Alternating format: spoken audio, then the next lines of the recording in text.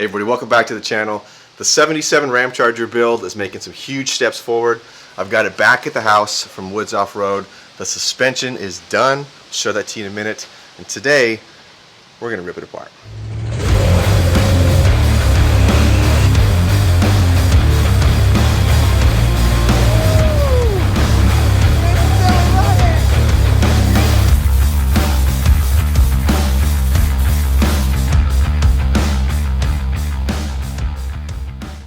This type of work always sucks doing it by yourself. So luckily, I've got some help with me.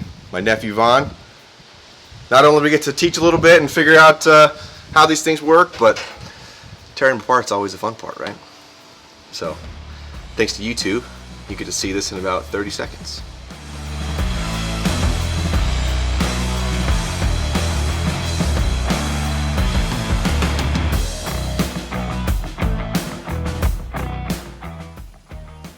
Now after a few hours of some good elbow grease, we're able to get most of the front end of the truck pulled apart.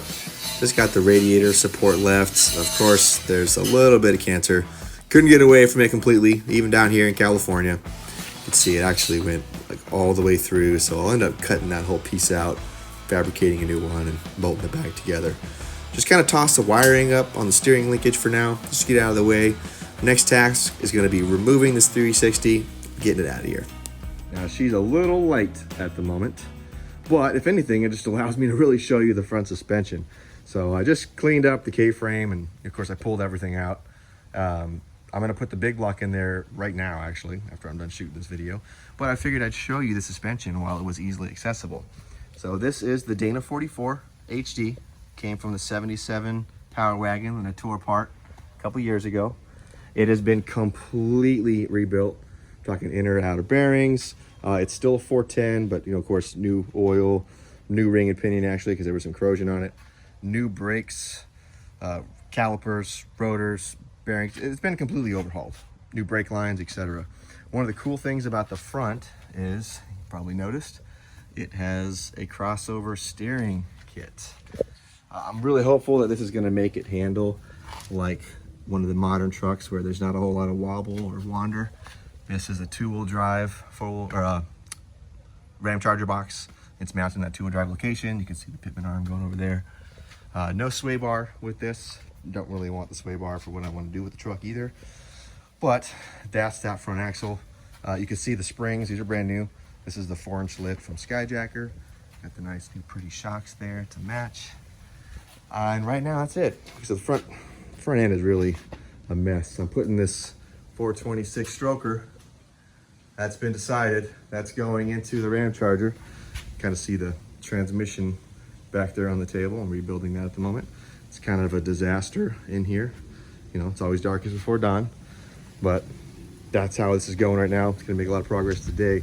Here are the wheels and tires. I love these.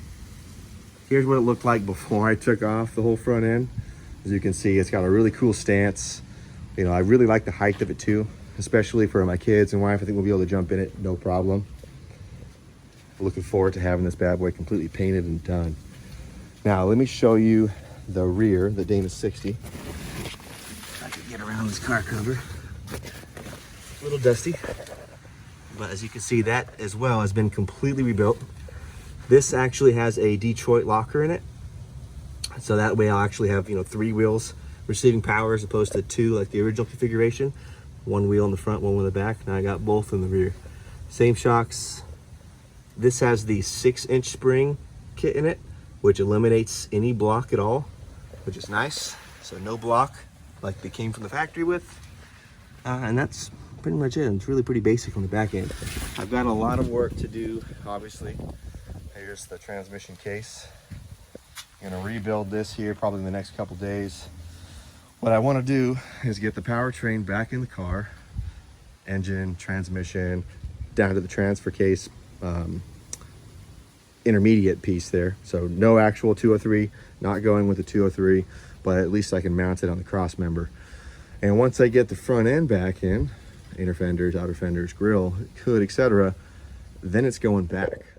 And after I receive it from Woods Off-Road, from the second stage of what they're doing, the plan is to drive it from the shop an hour and a half back home.